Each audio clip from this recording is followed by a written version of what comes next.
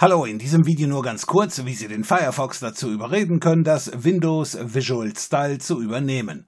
Das Windows Visual Style wird früher oder später langweilig, weswegen viele Nutzer das Ganze ändern wollen. Der Firefox hatte allerdings in der Standardeinstellung ein kleines Eigenleben. So, jetzt hier erstmal gezeigt, das Standard Visual Style von Windows 10.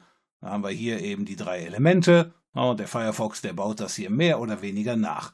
So, werde ich mir jetzt mal einfach ein anderes Visual Style aussuchen. Doppelklicke ich das mal gerade. Dauert einen Moment. So, jetzt haben wir hier im Explorer die Bedienelemente, während der Firefox allerdings, naja, mehr oder weniger die alten behält, aber auch nicht wirklich.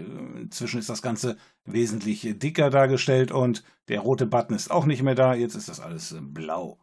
Naja. Oder mehr oder weniger weiß in dem eigentlich grauen Umfeld. Während also der Explorer und die anderen Fenster sich anpassen, der Firefox geht seinen eigenen Weg. Den können wir allerdings dazu überreden, sich auch anzupassen. Dazu in der URL-Zeile about:config eingegeben, das hier entsprechend bestätigt. Und hier in der Suchzeile, da tippen wir ein browser.tabs.drawin. Dann bleibt nur noch übrig in Titlebar. Doppelklick da drauf und schon passt sich der Firefox auch wieder an.